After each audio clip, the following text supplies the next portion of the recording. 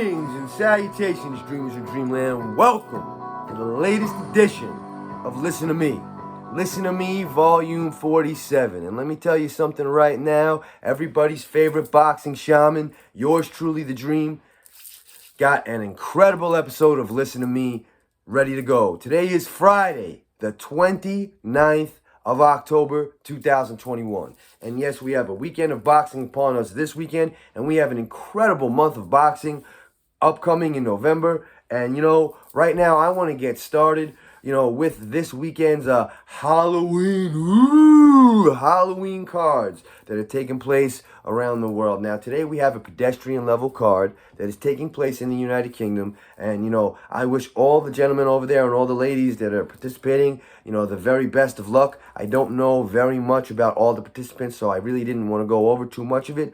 But I do, encourage all the dreamers in Dreamland and everybody out there to take a look on ESPN, ESPN Plus, however you get your ESPN, and take a look at what's going on over there in London, in the United Kingdom today. Now, tomorrow, we have a plethora of boxing. Tomorrow, Saturday, the 30th, we do have the show in the United Kingdom that was supposed to feature Dillian Whyte and Otto Wallin. Now, last year in the United Kingdom, we had an incredible fight. Derek Chisora and Alexander Usyk. An incredible fight, one of the most entertaining fights in the heavyweight division last year. Really enjoyed it, enjoyed the entire card, and it was well put together. And I know that Eddie Hearn and the people over there at DAZN, they will do everything to the nines, and they will have everything presented incredibly. And now tomorrow, while, Otto Wallin and Dillian Whyte, they will not be featured on the card because, as we know, Dillian Whyte is moving towards his mandated fight with Tyson Fury.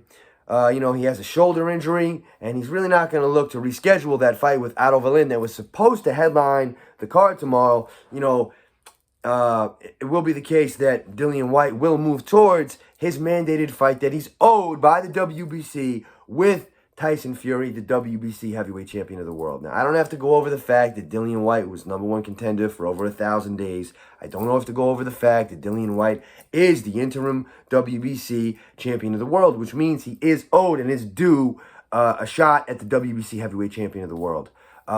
He's been paying sanctioning fees for the longest time. He's been the #1 contender, and he was overlooked. They gave Brazil the mandate to fight Wilder when he was the WBC champion. And we do know that after that, Dillian Whyte was due a shot. He, took on the challenge of Alexander Povetkin. He was knocked out in the first fight.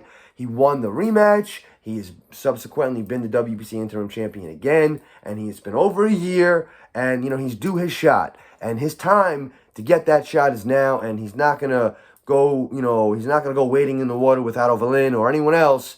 He's going in the deep water with the big great white shark who beat Otto Wallin and who's beat every man he's been in the ring with, and that is Tyson Fury, and that's where Dillian Whyte is going. And that's a tremendous fight that has the potential, hopefully if it's made, to take place in the United Kingdom, and that's a fight that can sell out a soccer stadium. That will be that will not be an arena show. That will be a stadium show. I mean, Alexander Usyk and Anthony Joshua, they just performed in front of 70,000 people in the United Kingdom, okay? And that was a big fight, but that was not as big a fight as Tyson Fury and Dillian Whyte. And I'll explain to you exactly why. Not because, anyone's better than Alexander Usyk. It's just quite simply put, it's two British guys. Look, Alexander Usyk is based, he's a Ukrainian guy. And, he's in the same camp as Vasily Lomachenko. He doesn't have a fan base from the United Kingdom. Dillian Whyte is a pay-per-view star right now in the United Kingdom with no championship, no real world championship, and with no opponent. Dillian Whyte fights, he's a pay-per-view star over there. He's a headliner. Dillian Whyte's a big star. Tyson Fury, obviously, is a globally tremendous star. He's a big star. And Tyson Fury has never really cashed in on his success as a world champion in the United Kingdom. Look, his biggest fights, the Dieseldorf fight with Klitschko, that was in Germany. His other success with Wilder, that was here in the United States of America. Tyson Fury has never really cashed in on his home fan base in the United Kingdom. Dillian Whyte and Tyson Fury, they can and they will, and that's the direction Dillian Whyte is going. Having said that, the fight that will be headlining the DAZN show in the United Kingdom tomorrow, that we will see, in this part of the world on DAZN and basically around the world on DAZN. DAZN is a worldwide streaming app now. So basically wherever you catch your boxing, the show tomorrow will be on DAZN, and that will feature Chantel Cameron and Mary McGee. Now, Chantel Cameron is 30 years old. She's 14-0 with 8 knockouts. Mary McGee, 31-3 with 15 knockouts. All right? 3 losses, all decisions. Having said that, I don't see any way that Mary McGee wins tomorrow in the United Kingdom. I'm sorry, I don't. She doesn't have what you would call world-class stopping power, and you don't see as many knockouts in women's boxing.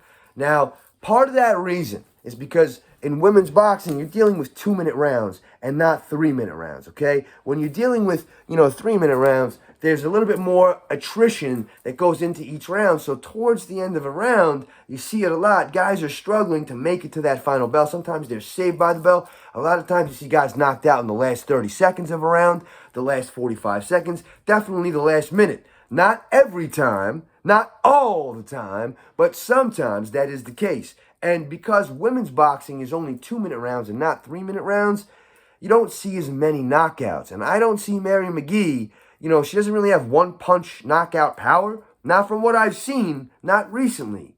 And I don't see her, I don't see Chantel Cameron being made of paper either. I don't think that Mary McGee has what it takes to knock out Chantel Cameron with one shot, especially. I don't believe that's the case, and I believe Chantel Cameron has the skills, the technique, and the home field advantage.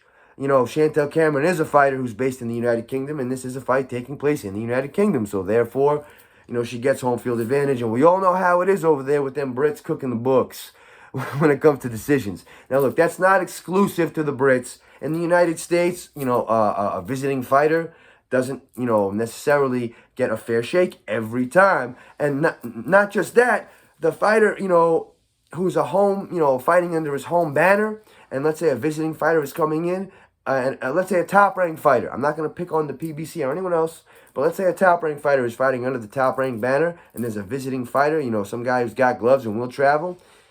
The top-ranked fighter is going to get the favorable look. I can give you an example that happened within the last few years. Mean Machine. He got a favorable draw with Ray Robinson. Now, Mean Machine is a top-ranked fighter. He was the guy that Top Rank was more, invested in than Ray Robinson, the new Ray Robinson. But for whatever reason, when Ray Robinson thoroughly, outboxed Mean Machine, it was a draw. Now, the same thing happened with Ray Robinson and I believe it was Mick Conlon, I believe. Don't quote me on that one. But Ray Robinson was the victim of that twice, but definitely with Mean Machine, he was the victim of a, home cook in the books decision, giving a draw to someone who probably deserved a loss. So these things happen all over the world. But tomorrow in the United Kingdom, Chantel Cameron, Mary McGee, they're going one-on-one. And my pick is Chantel Cameron by decision. Moving on, there will be a fight on Showtime. It'll be here in the United States, and it'll be between Jamal James, the WBA regular champion at 147 pounds, okay? He's 27-1. I believe he has something like 13 knockouts. His one loss was by decision to Yordenis Ugas something like 6 years ago, 5 or 6 years ago, maybe 5 and change. Regardless, Yordenis Ugas, we know, has moved on from that and became a world champion. Not only becoming a world champion, a full-fledged world champion, not holding a baby belt or a regular title, but a full-fledged world championship. And he went on and graduated from that and beat Manny Pacquiao. Doesn't matter how old he was. Manny Pacquiao, who had just beat Keith Thurman, who at, a few years ago, maybe 4 or 5 years ago, was the authority at 147 pounds. And going into the Manny Pacquiao fight was a heavy favorite. And Manny Pacquiao beat that guy. Manny Pacquiao since lost to Yordenis Ugas. And Yordenis Ugas is the only blemish on the record of Jamal James. Jamal James, 27-1, the WBA regular champion.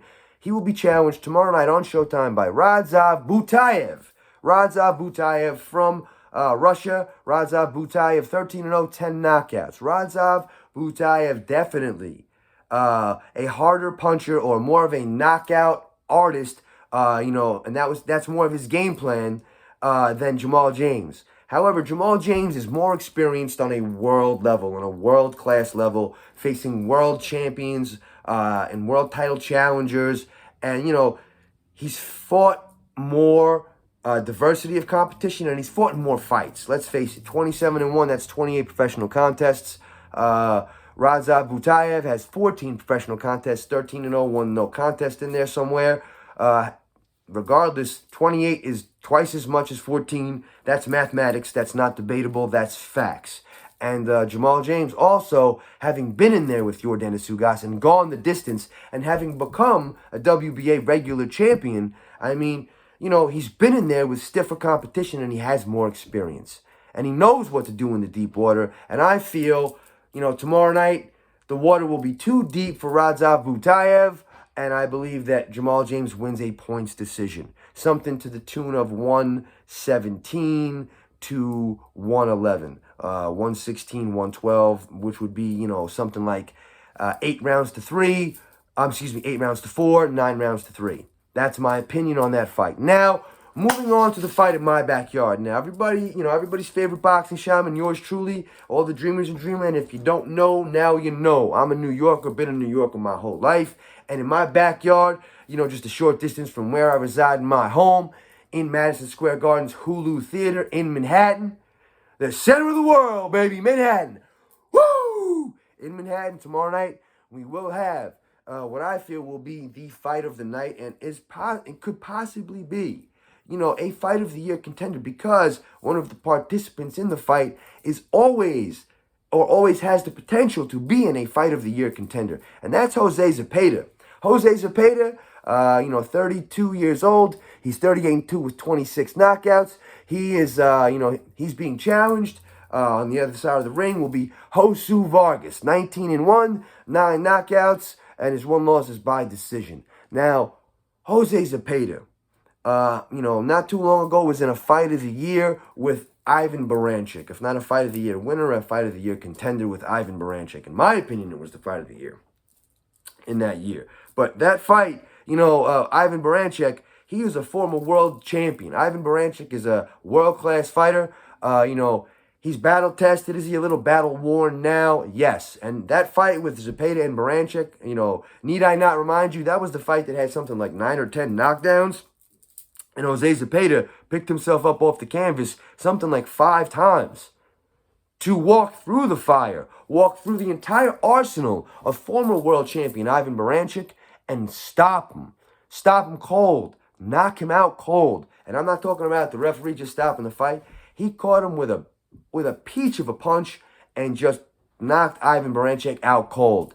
And that was a fight that after the first 30 seconds, if you were a boxing fan at all, if you're old school, you were calling, your friends or your family saying, throw on ESPN. This is an incredible fight. This is something you're going to want to see. And if you're, one of the, a younger generational person, you were texting, you were sending out social media, you were tweeting about this fight. Because that's how fucking good Ivan Baranchyk and Jose Zepeda, that's how great of a fight it was. It was something special to watch. It was a real barn burner. It was a real brawl. And I feel that the fight tomorrow night in the Hulu Theater, in Madison Square Garden, in my backyard in Manhattan, that's why I feel it will be no different. I feel that it will be a barn burner, a slobber knocker, a real brawl, a real special fight. And I feel that Josu Vargas, while he is a talented fighter, 19 wins, 9 knockouts, that doesn't really scream to me that he has the kind of power, the kind of stopping power that's going to earn the respect of, Jose Zepeda. Look, Ivan Baranchyk, his knockout percentage is a lot higher than, 49% or, less than 50% because, 19 wins, 9 knockouts, that's less than 50% knockout percentage. And, Ivan Baranchyk's knockout percentage is a lot higher than that. He hits a lot harder than Josu Vargas, and Jose Zepeda walked through all his shots and stopped that guy.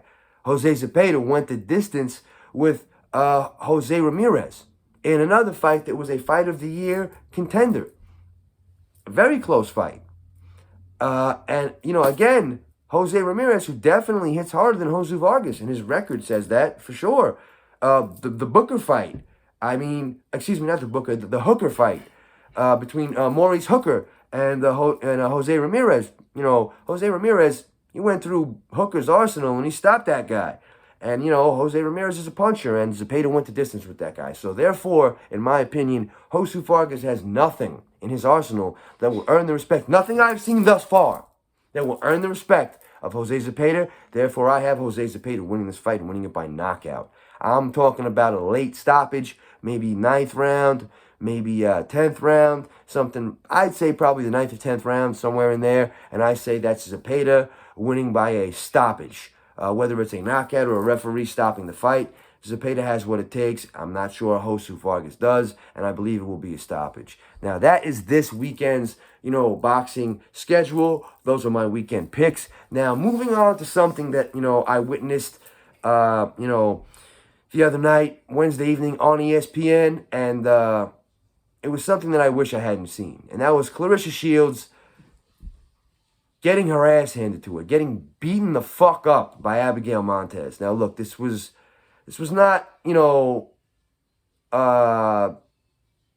this was not a close fight. One of the judges scored it for Claressa Shields. I don't know what fucking fight that judge was watching. And Claressa Shields maybe won one round. She didn't win more than that. Not at all. And I don't really know if she won one round. The one round she may have won is a swing round, in my opinion. And I'm not a cage fighting UFC MMA, specialist. I'm not a PFL Pro Fighting League Octagon specialist, but I do know what a fight looks like.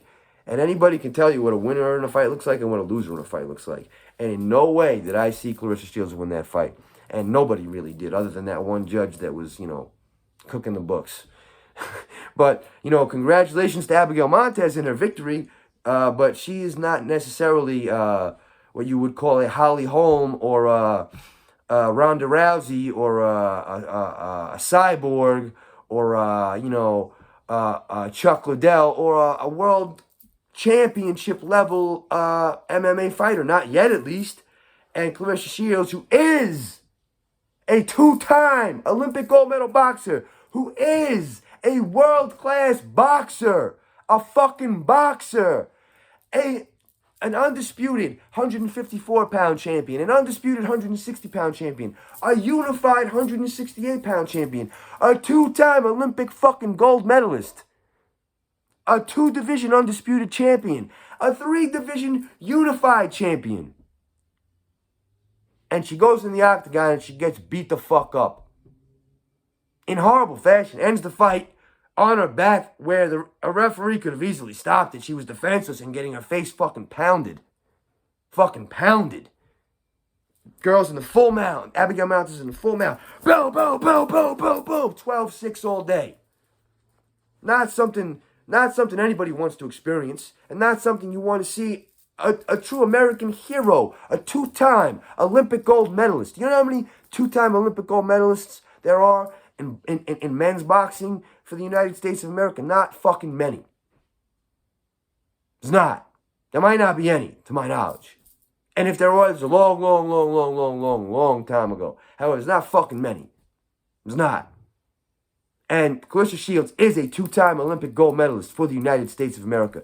And nowhere in the United States of America can she get a major promotion to pick her up as a boxer. Nowhere. She fought on Showtime. She fought on DAZN. No one's giving her a contract.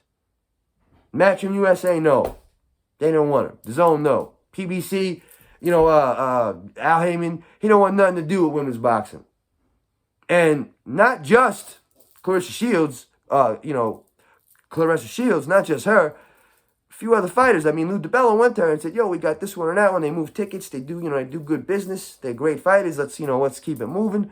And, Al Heyman basically laughed at Lou DiBello. And those words came out of Lou DiBello's mouth himself. Having said that, Claressa Shields does not help her own cause at all. The PBC don't want to pick her up. TopRank don't want nothing to do with her. They only really promote one girl here in the United States. Kim Clavel in Canada, but she's with Michelle. I think Yvonne Michelle, if I don't mistake his name. She was promoted to a one fight by TopRank, but she's not really signed to a TopRank contract exclusively. The only girl really signed to TopRank is Michaela Mayer, and she's eyeing, fighters from other promotional outfits. She really wants to fight with Terry Harper, who was promoted by Eddie Hearn. And we all know how much in love Bob Arum and Eddie Hearn are with each other. They love each other. They do business, but they're not in love with each other. Let's not kid each other. Let's not kid ourselves. I don't want to be too cynical. I don't want it to get lost in translation. Bob Arum and Eddie Hearn, they're not in the business of doing one another favors. So, outside of Michaela Mayer, TopRank doesn't promote anyone. So Claressa Shields, she has really been left out in the cold in American boxing, a 2-time Olympic gold medalist. A woman who is more accomplished right now than any American male fighter. Name me an American male fighter today that is a 2-division undisputed champion. There's only one guy I can think of that's a male fighter that was an American in recent memory that was an undisputed and not unified with a franchise belt like Teofimo Lopez. All respect to him. I really like Teofimo Lopez, but that's not undisputed. Bud Terrence Crawford is the last American undisputed fighter. That's a male. Did it in 1 division, 140 pounds. And he is the American Dragon. Bud Crawford is the American badass. Bud Crawford goes after it. Claressa Shields has been undisputed champion in 2 divisions. And she's been a professional for less time. And I'm not faulting any male. I'm just stating the facts of her resume as a professional boxer. And she's a 2-time Olympic gold medalist. Nobody wants to pick her up. And she doesn't help her own cause. And look, I'm not saying you got to go out there and you got to be everybody's sweetheart and you got to kiss ass and you got to kiss babies and you got to sign, you got to sign people's biceps and do all sorts of weird stuff. I'm not telling you that's what you have to do. But what I am telling you is that in boxing, there are no guarantees, there are only opportunities. And I'm quoting Mike Ditka when he said that. And I'm not just quoting Mike Ditka when he said that a long time ago about, football and big games and Super Bowls and competing. But just in general, in boxing, this is more true than anything. There are no guarantees, there are opportunities. In football, there are some guarantees in the sense that if you win your regular season games, you go to the playoffs. If you win in the playoffs, you play in the Super Bowl. If you win the Super Bowl, you're the Super Bowl champion. The case in football can never be made to where, let's say, an AFC team, let's say, just for an example, the Jets, they play on CBS. The Giants, they're generally a Fox team. Let's say they both won. Let's say there was a miracle and both of those teams won all their games in the regular season and the playoffs, and they were going to play each other in the Super Bowl. If the Super Bowl was going to take place on CBS that year, and that's who had the contract, the Giants are not going to say, oh, we only play football on Fox. Or we're only promoted on Fox. We're not going to do the promote. We're only promoted by the NFC. We're not going to take on any AFC teams because, we got bigger promotion. That's not the way it fucking works. But in boxing, that is the way it works. So there are no guarantees in boxing. You could beat everyone in front of you and never get a world title shot. You could pay all the sanctioning fees in the world. Never get a world title. Look, Dillian White, when has he got his world title shot? He's never gotten a world title shot in his career. When he fought Anthony Joshua, was before Anthony Joshua was a world champion. Anthony Joshua's very next fight, he won a world championship, beat Charles Martin. So that's just an example. There are no guarantees in boxing. None. None. Absolutely none. You can win gold medals. Doesn't mean you're going to be a star. Doesn't mean you're going to get signed to a major network. Doesn't mean you're going to get signed to a major promotional company or have success. Example given, Claressa Shields. Who has more, amateur accolades? Who has more professional accolades? Not that many people really have more professional accolades that are currently boxing in the entire universe of boxing, whether you're a man or a woman or a freaking kangaroo. Realistically, the credentials that Claressa Shields have, they speak for themselves. But like I said, there's nothing guaranteed in boxing. You have to market yourself in some way. Now, look, Floyd Mayweather wasn't the sweetheart of the people, of all the people. He wasn't. He made a lot of money on being the villain and, being the quote-unquote heel and hoping that, people would pay to hope that his opponent would beat him. And that's how he made millions upon hundreds of millions, maybe $1 billion. Made a lot of money. Shit ton, to say the least. Floyd Mayweather, that's what he did. But what did he do first? He fought everybody and anyone.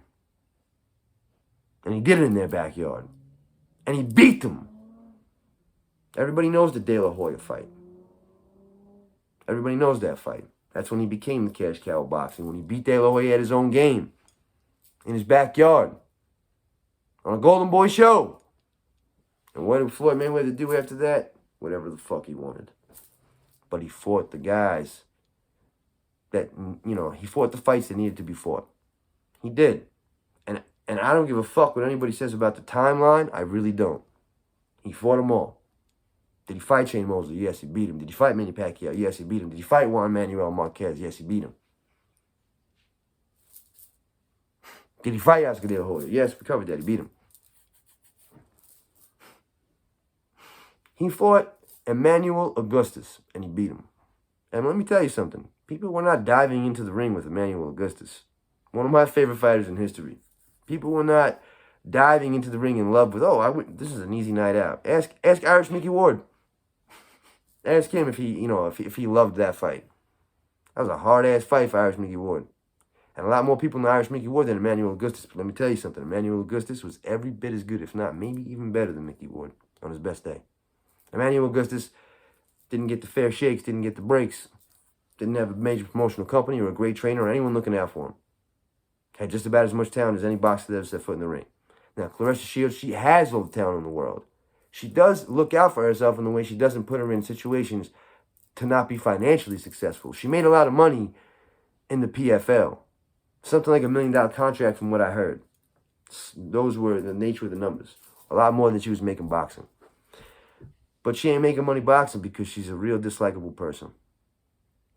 And listen, I actually personally like Claressa Shields. I like her boxing. And when I see her go live on social media, I take a look. And she always seems to be very kind and very nice. She does. Sometimes she says some goofy things, but everybody does. Let's be honest. Everyone, including myself. I'm not immune to this. I say goofy shit sometimes too. Everybody does. Everyone makes a mistake or says something stupid or, talks out of both sides of their mouth. But, every once in a while. No one is immune to being a hypocrite. No one is immune to being foolish. You're not. Nobody is. Claressa Shields is not just doing those things, but rubbing people the wrong way and actively rubbing people the wrong way. Instead of Claressa Shields going after maybe these other fights, the Savannah Marshall fight, or, taking career high payday when Eddie Hearn offered it to her. I know there's something in the works now where she signed with Sky and she's with Boxer and she's fighting in the UK and she's, the ultimate goal is the Marshall fight. But I believe that Eddie Hearn in the past offered her a career high payday. I believe it was in the nature of $1 million or maybe, something like, whatever the case was. He offered a career high payday and she turned it down. When she's not a matchroom fighter, she's not a zone fighter, and she's getting offered a career high payday for a fight that is a fight that will move the needle a little bit. People want to see Savannah Marshall and Claressa Shields. They do. Claressa and Savannah is a good fight. It is. But ship sailed on that fight for the zone, and the ship sailed on that fight for those circumstances. Now Claressa Shields is coming off a loss out of the octagon. She never lost a professional fight or a fight of any... she hadn't lost a fight since she was an amateur and never lost a professional contest. She lost a professional fight. Not a boxing match, but a professional fight. She was embarrassed on national television. Embarrassed. Finished on her back. Girls in the full mount pounding on her face. Abigail Montez was mounted on Claressa Shields' head, pounding on her face. That's embarrassing. It's embarrassing. Nobody wants that. Nobody wants that. It's, in my opinion, it's better to get knocked out in a boxing match, cold. Like, for example, Derek Chisora and Dillian White, the second fight. Derek Chisora got knocked out cold. He didn't skip a beat, he didn't give a fuck. He was happy, it was a good fight, and he wasn't embarrassed. And while that's not something to be proud of, and it is somewhat embarrassing, it's less embarrassing than getting your face fucking pounded while someone is sitting on your head. I mean, that's not a good look. Especially not for someone who's the best female boxer in the world, who says she's the greatest women's boxer of all time. The quote, that's her own words. Bottom line is this, Claressa Shields needs to figure out how to market herself and figure out fast because she ain't getting any younger. And her boxing career, while her resume is strong, she's not making the mark she should or could. Katie Taylor in the United Kingdom, prime example of how to market a female fighter. You don't got to be the sweetheart of the people. You don't got to be in love with her. She don't got to be kissing babies and autographing people's, biceps and all this bullshit. taking selfies with every Tom, Dick, and Harry, but you need to have something that the people will buy into, okay? Something that the people will buy into. Now, I can speak from my experiences, in professional entertainment. Whether it's a good guy or a bad guy, the people have to want to see that person. That's a fact. You can look in the wrestling ring. The Nature Boy Ric Flair, he was not a babyface most of his career. He was not. He was a bad guy. He was a heel. And he was selling out arenas all over the country and all over the world. Because every territory and every good guy and every, babyface, they wanted, every place that he went, they wanted to see that guy up against that big villain. Yeah, he could get him. He could get him. He could fuck him up. He could beat him. We want to see if he's got what it takes.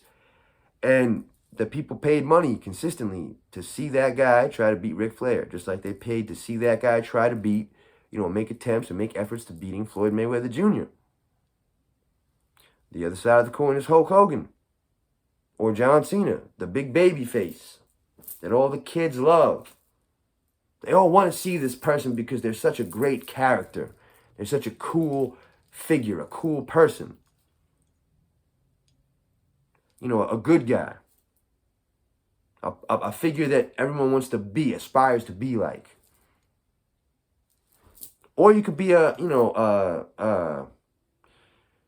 enigmatic figure, like a flash. I don't want to say a flash in the pan, but like a bolt of lightning, like dynamite, like Mike Tyson, like a crazy, But that's a much harder, persona to capture. That's much more difficult, especially, in this day and age. In this day and age, it's basically more cut and dry.